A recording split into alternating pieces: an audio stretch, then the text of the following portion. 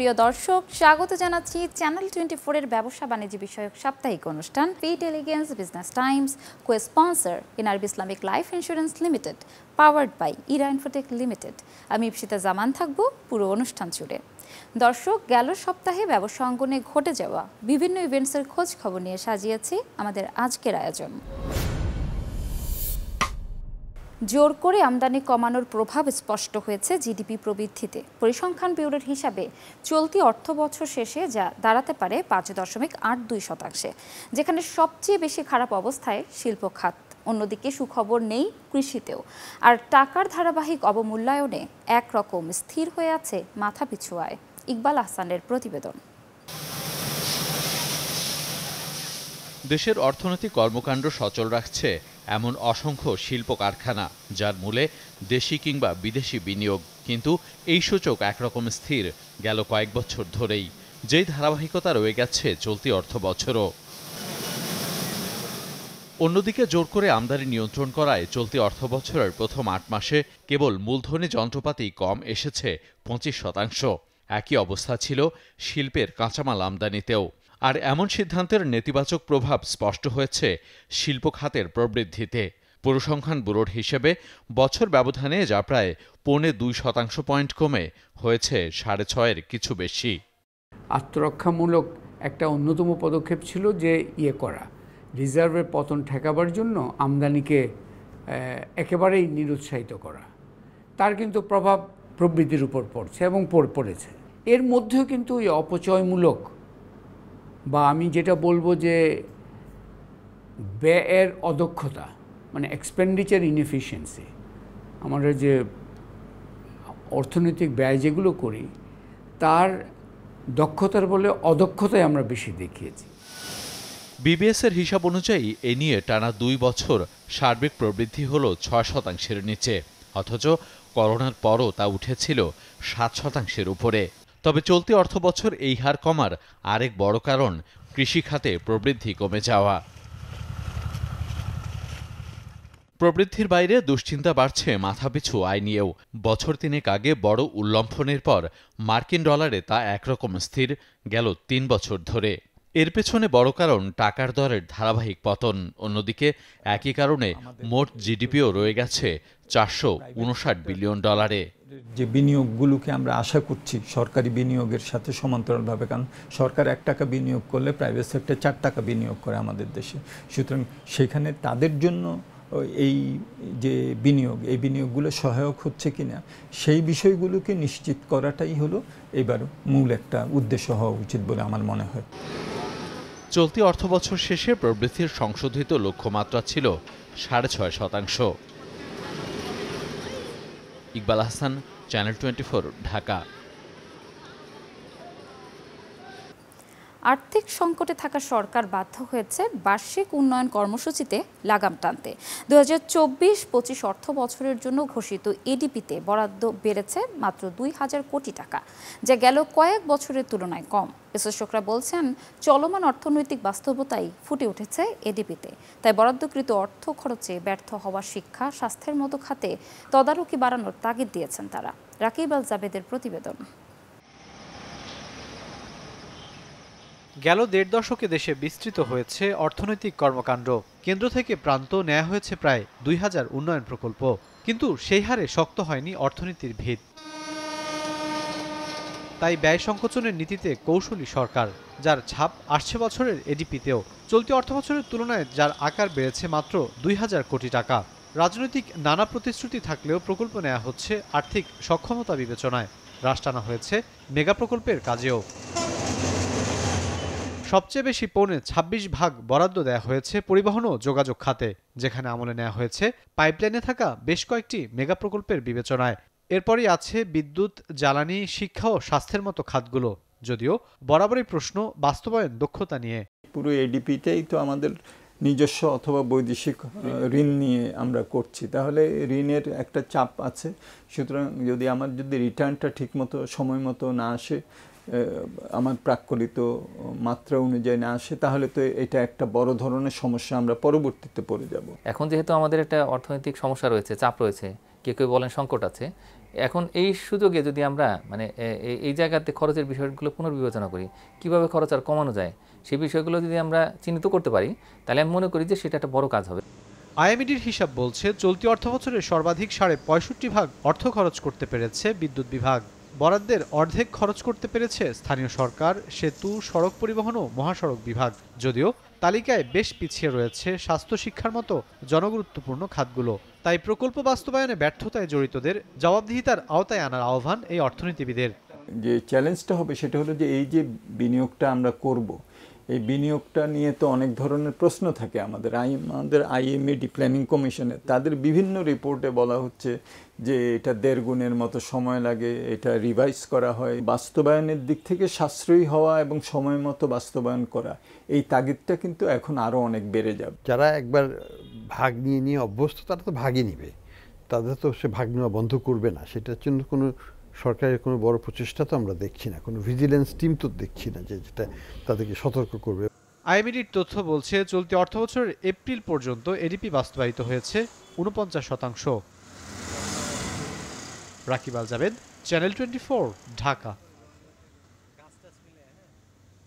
রপ্তানি আয় সময় মতো দেশে না আসা, বিদেশি অর্থ ছাড়ে ধীরগতি সহ নানা অসঙ্গতির কারণে 9 মাসে আর্থিক হিসাবে ঘাটতি ছাড়িয়েছে $9 বিলিয়ন, যা গত বছরের একই সময়ের তুলনায় বেড়েছে প্রায় 3.5 গুণ।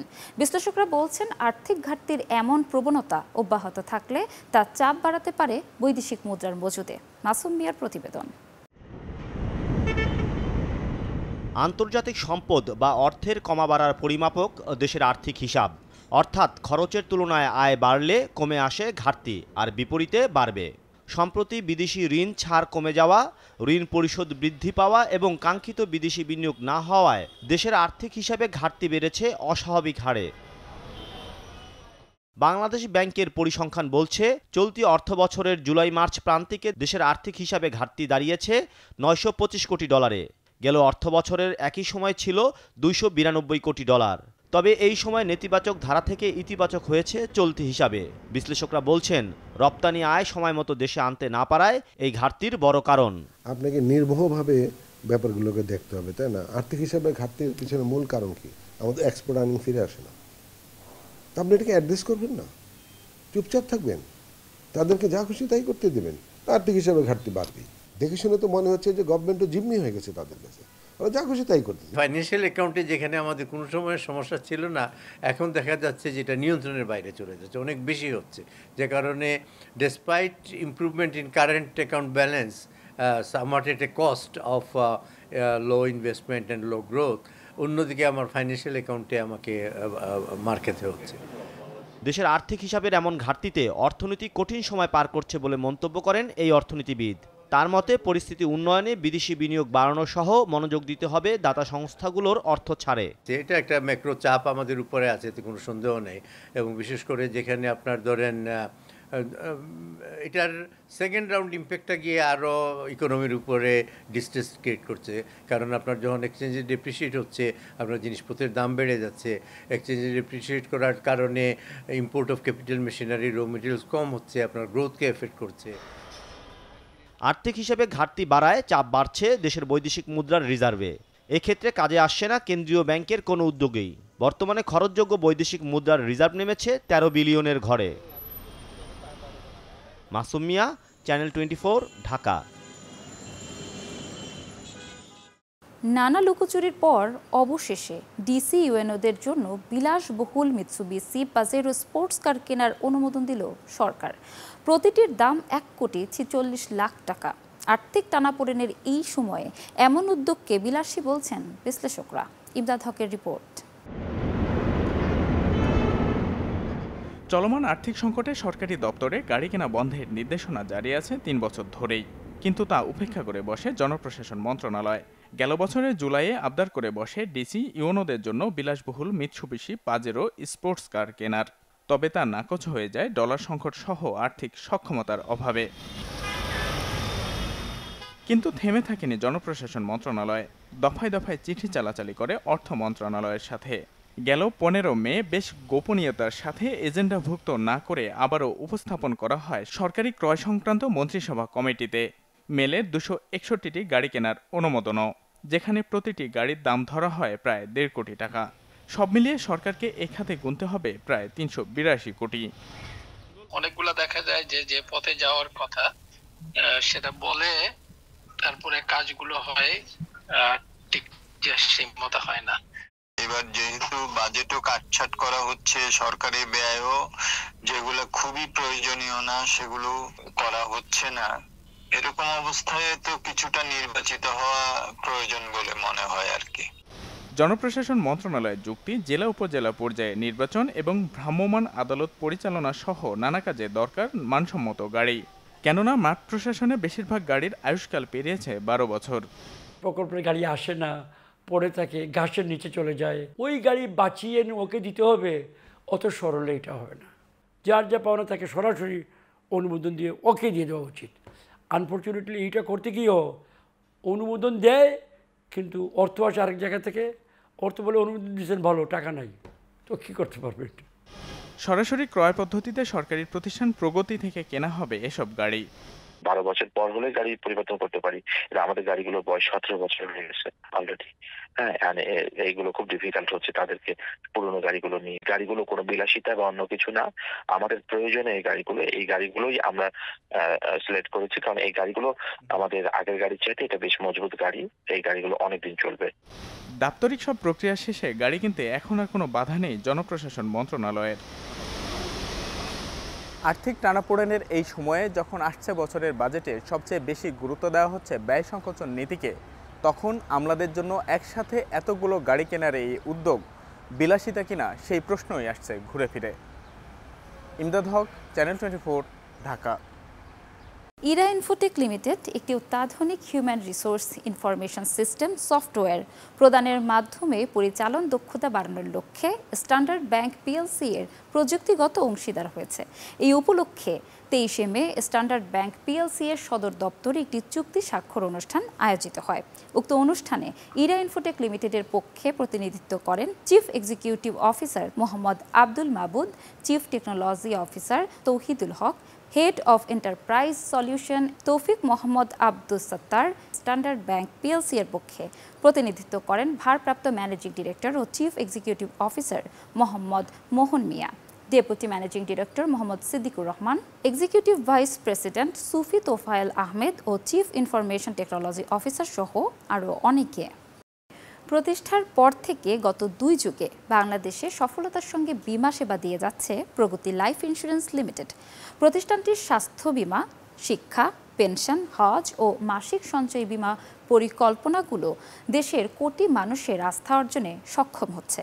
বিশেষ করে দেশব্যাপী প্রায় 300 হাসপাতাল ও ডায়াগনস্টিক সেন্টার প্রগতি লাইফের স্বাস্থ্য বীমা গ্রাহকদের নজর কেড়েছে। কোম্পানিটি গ্রাহক সেবা ও ব্যবসায়িক সফলতায় শীর্ষ অবস্থানে থাকা এই জীবন বীমা প্রতিষ্ঠানটি সেবার মাধ্যমে গ্রাহকদের আস্থা, বিশ্বাস এবং নির্ভরতার প্রতীকে রূপান্তরিত হচ্ছে। যার হাত ধরে এই সফলতা তিনি হলেন কোম্পানির ব্যবস্থাপনা পরিচালক ও সিইও জালালুল আজিম। বীমা খাতে ডিজিটালাইজেশনের মাধ্যমে গ্রাহক সেবায় আরও স্বয়ংক্রিয় ও স্মার্ট হচ্ছে প্রগতি পরিবার। বীমা দাবি অর্থাৎ ইন্স্যুরেন্স কোম্পানি যে কমিটমেন্ট করে গ্রাহকের কাছে, সেই কমিটমেন্ট ফুলফিল করতে না পারলে আপনার প্রতি আস্থা থাকবে না, যেটা আমরা ভুগছি এখন। দুর্ভাগ্য হলো সত্য যে অনেক কোম্পানি এখন গ্রাহকের দাবি পরিশোধ করছে না বা করতে পারছে না বিভিন্ন কারণে, আমি সেই কারণগুলোতে যাব না। তবে এই ক্ষেত্রে প্রগতি লাইফ ইন্স্যুরেন্স একটা ব্যতিক্রমী কোম্পানি। আজ পর্যন্ত আমাদের কোনো গ্রাহক বলতে পারবে না যে তারা বীমা দাবি প্রগতি লাইফ ইন্স্যুরেন্স কাছ থেকে পায় নাই। বীমা দাবি সম্পর্কে কোনো অভিযোগ আমিও পাই না, এবং আমাদের যে নিয়ন্ত্রণ সংস্থা আছে ইড্রার কাছেও আমার জানা মতে কোনো অভিযোগ প্রগতি লাইফ ইন্স্যুরেন্সের বিরুদ্ধে নেই। কারণ আমরা দাবি প্রদানের ক্ষেত্রে আমাদের বোর্ড বলেন, ম্যানেজমেন্ট বলেন, আমরা যে মোটো বিশ্বাস করি সেটা হচ্ছে গ্রাহকের দাবি পূরণের ক্ষেত্রে আমরা অত্যন্ত দ্রুততার সাথে এবং ঝামেলাবিহীনভাবে আমরা দাবি পরিশোধ করব। এবং আমরা দাবি পরিশোধের ক্ষেত্রে এখন ডিজিটাল প্রযুক্তি ব্যবহার করছি। যেমন আমরা গ্রাহককে টাকা দিচ্ছি, কিন্তু এখন EFTN এর মাধ্যমে, অর্থাৎ সরাসরি তার ব্যাংক অ্যাকাউন্টে টাকাটা চলে যাচ্ছে, যেটা আগে আমরা চেকের মাধ্যমে দিতাম, চেক পেতে সময় লাগতো, এনকেশ করতে সময় লাগতো, সেখান থেকে কিন্তু আমরা বের হয়ে আসছি। এবং আমরা অদূর ভবিষ্যতে আমরা যে প্রযুক্তি ব্যবহার করছি অর্থাৎ গ্রাহককে কিন্তু আমরা তার মেয়াদ পূর্তির আগে আমরা জানাচ্ছি যে এত তারিখে আপনার মেয়াদ পূর্তি হবে, সেক্ষেত্রে আপনার পলিসি ডকুমেন্ট এবং আমরা নির্বাহী রসিদ বলি, অর্থাৎ গ্রাহক যে টাকাটা পাবে সেটা আমাদেরকে দেওয়ার সাথে সাথেই আমরা গ্রাহকের দাবি পরিশোধ করে দিচ্ছি। শুধু তাই না, সারা বাংলাদেশে যেহেতু আমাদের গ্রাহকরা ছড়িয়ে ছিটিয়ে আছে এবং বিভিন্ন অফিস আছে আমাদের, অনেকেই দাবি পূরণের ক্ষেত্রে তারা অফিসের দলিল জমা দিয়ে থাকে। তো সেইখান থেকে হেড অফিসে আসা এবং সে যে টাকা পাচ্ছে এর ভিতরে তার দলিলের মানে তার পলিসির অবস্থানটা কোন পর্যায়ে আছে এটাও আমরা একটা ট্র্যাকিং ব্যবস্থা করেছি। অর্থাৎ এই গ্রাহক কিন্তু ট্র্যাকিংয়ের মাধ্যমে বুঝতে পারে যে সে যে কথার কথা আমার কুমিল্লা অফিসে জমা দিল সেটা আমি ঢাকা অফিস কবে রিসিভ করছি, ঢাকা অফিস রিসিভ করে কবে সে অ্যাকাউন্টসে দিছে, কবে EFTN করলো, এটা কিন্তু সে ট্র্যাকিংয়ের মাধ্যমে জানতে পারে। আমরা আধুনিক প্রযুক্তির ব্যবহার করছি, পাশাপাশি আমরা কিছু কিছু নতুন প্রোডাক্ট সময়ের সাথে খাপ খাওয়ার জন্য আমরা নতুন নতুন প্রোডাক্ট আনছি। দর্শক, এই ছিল আজকের fit elegance business times cosponsor NRB Islamic life insurance limited, powered by Era Infotech limited. দেখা হবে আগামী সপ্তাহে ব্যবসা বাণিজ্যের নতুন খোঁজ খবর নিয়ে। ততক্ষণ ভালো থাকুন, সুস্থ থাকুন, চ্যানেল 24 এর সঙ্গেই থাকুন।